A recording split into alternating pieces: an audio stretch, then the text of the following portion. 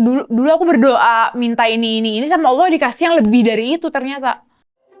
Aku dulu kan koas, terus aku tuh berdoa aku semoga bisa punya penghasilan sendiri, bisa jadi makeup artist yang setiap Sabtu Minggu dapat klien weekend, makeup wedding kayak gitu-gitu. Doa aku tuh selalu kayak gitu. Ternyata sama Allah aku dikasih ke New York Fashion Week, jadi beauty influencer, dan alhamdulillah sekarang kayak bukan mau sombong tapi kayak masih bisa dibilang number one beauty influencer. Bahkan ada yang bilang aku tuh number one di Southeast Asia.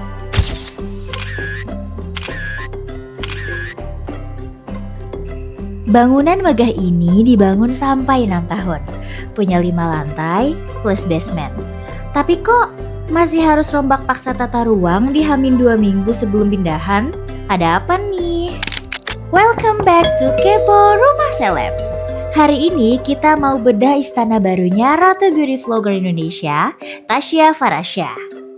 Salah satu Queen of Beauty Vlogger Indonesia ini pasti punya standar super tinggi. Bayangin, kalau nge-review produk makeup saja, dia brutally honest and super detail sampai ada cap Tasya Farasya Approve. Kebayang dong gimana perfeksionisnya dia pas nentuin material buat rumah impiannya. Hebatnya lagi, walaupun background keluarganya yang memang pebisnis, mansion mewah 5 lantai ini murni dibangun pakai uangnya sendiri dari hasil build empire bisnis kecantikannya. Nah, dengan selera sultan dan budget unlimited, kira-kira hasil eksekusi tata ruangnya bakal gimana ya?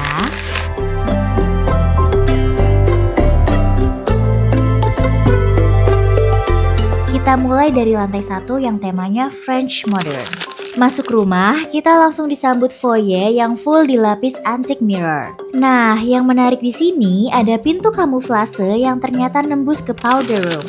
Ruangan kecil ini nggak pakai wallpaper, tapi murni mural painting custom. Detail lukisan tangannya ngasih kesan luxury authentic. Masuk ke dining area, kita nemuin dapur bersih yang warna interiornya baby blue.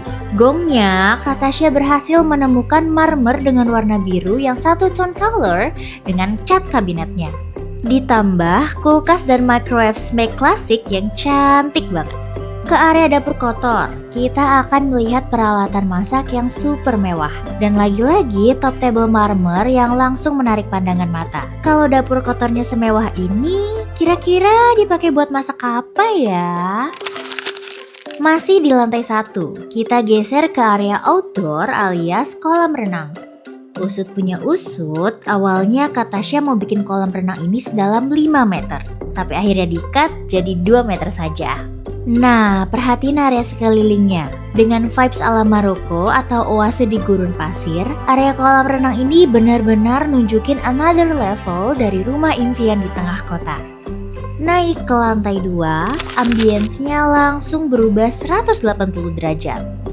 Ini adalah zona super private khusus buat Tasya dan keluarga.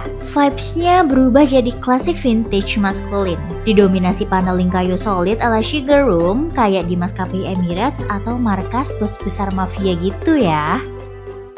Ruang keluarga ini dirancang warm and intimate. Uniknya, Tasya sengaja nggak pakai karpet di sini karena motif flooring marmer utamanya udah ngasih statement visual yang kuat banget. Di area master bedroom, kita bakal disambut lorong galeri yang ngedisplay koleksi tas dan dress Kak Tasya. Uniknya, area kasur justru dibuat simple dan terpisah. Sebagai gantinya, space terbesar dihabiskan buat walk-in closet yang diorganize rapi butik-butik high-end. Gak ketinggalan, ada harum kemewahan dari area kamar mandi utama. Bathtub ala sultan yang dilengkapi dengan fitur pijatan elektrik dan lampu LED yang membuatnya terlihat floating. Di lantai 3 ini didedikasikan full sebagai office area buat 14 karyawan internal tim Kak Tasya. Konsepnya berubah drastis jadi hype, funky, dan didominasi warna cherry red. Area produktif ini juga memiliki studio sendiri untuk Kak Tasya produksi konten di ruangan yang berbeda. Vibes-nya gengsi banget dan super cozy. Enggak lupa juga ya, di lantai 3 ini ada area musola yang cukup untuk 14 karyawannya sholat berjamaah. Lanjut naik lift ke lantai 4 alias lantai paling atas. Secara tata ruang, lantai ini murni didedikasikan buat entertainment dan hospitality.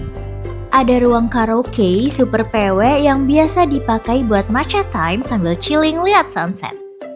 Satu hal yang patut dipuji dari arsitektur rumah ini adalah logika zoning untuk tamu yang datang.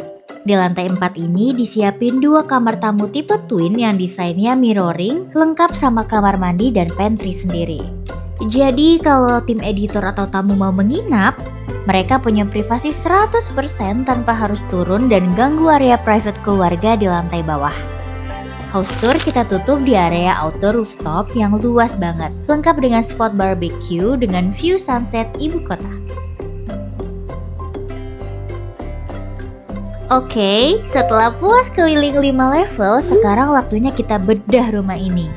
Pertama, kita sepakat dulu kalau hunian itu sifatnya sangat personal. Sebagai pemilik, Tasya punya hak absolut menjadikan rumahnya sebagai ruang ekspresi.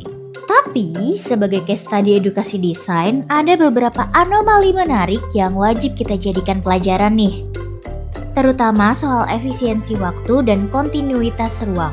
Kita mulai dari fenomena di lantai 1, walk-in closet dadakan di H-2 minggu, dan penambahan kamar anak di tengah jalan. Disinilah pentingnya metodologi sites to sketch, yang diselaraskan dengan teori arsitektur adaptif alias future proofing. Kalau sejak fase coretan dana awal, tim desainer sudah memproyeksikan kapasitas storage owner dan merancang partisi ruangan yang sifatnya adaptif, drama bongkar pasang ini pasti nggak akan terjadi. Solusinya, jika penerapan future proofing ini dilakukan dengan presisi, setidaknya pembangunannya bisa dipotong jauh lebih cepat dari 6 tahun.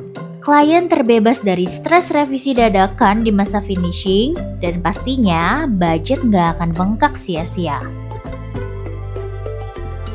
Lanjut ke area interior. Kita lihat transisi temanya berasa banget. Dari French modern di bawah, ke klasik vintage, lalu hype funky, sampai ke Kyoto Jepang di area rooftop.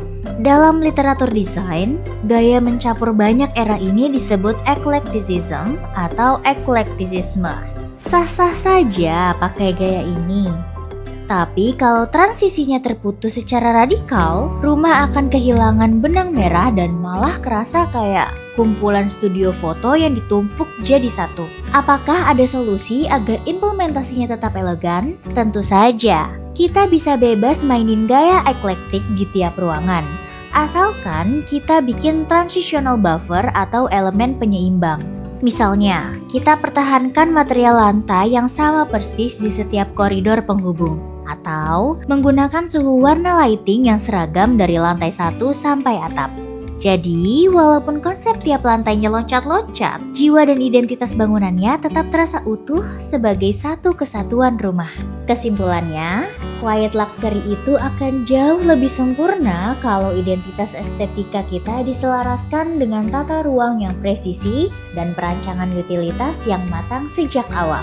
Ngebangun hunian idaman itu butuh perhitungan logis dan struktural biar fungsi dan waktu pelaksanaannya efisien. Ingat, rumah bukan sekedar bangunan fisik, tapi cerminan cerita, habit, dan kenyamanan penggunanya. Sekian episode Kepo Rumah Seleb kali ini. Sampai jumpa di hunian seleb berikutnya.